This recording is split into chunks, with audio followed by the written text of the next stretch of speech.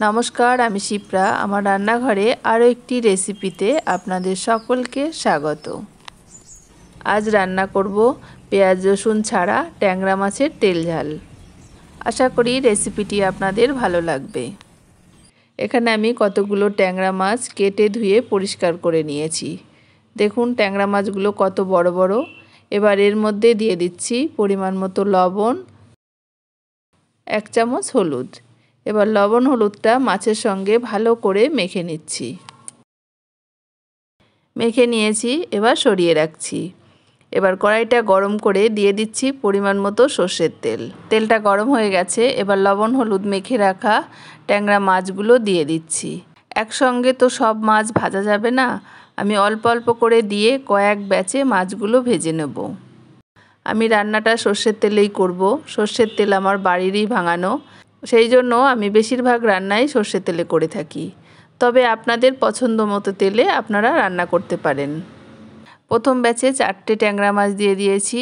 এবার এপিট ওপিট করে মাছগুলো ভালো করে ভেজে নেব।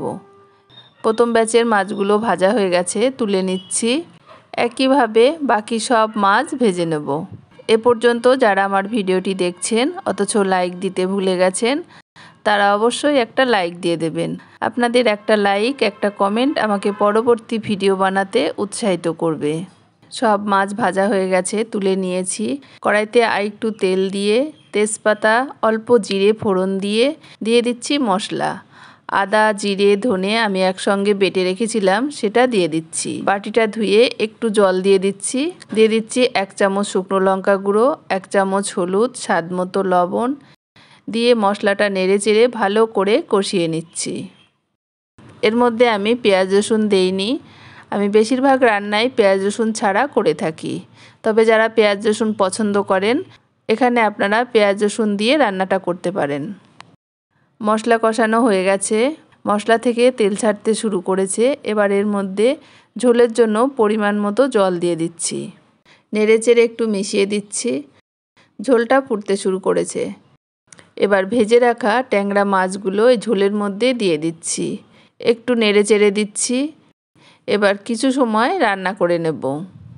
এভাবে ট্যাংরা মাছ রান্না করলে দুপুরবেলায় গরম গরম ভাতের সঙ্গে আর কিছু লাগবে বলে আমার মনে হয় না। আপনারাও একদিন এভাবে ট্যাংরা মাছ রান্না করে দেখুন, আশা করি বেশ ভালো লাগবে। এই রকম সহজ সহজ রেসিপি আমার চ্যানেলে আরও অনেক আপলোড করা আছে, ইচ্ছে হলে দেখে নিতে পারেন। আর যদি রেসিপিগুলো ভালো লাগে তাহলে একটা লাইক দিয়ে সাথে থাকবেন। ঝোলটা বেশ কিছু সময় রান্না করে নিয়েছি। দেখুন ঝোলটা ঘন হয়ে এসেছে।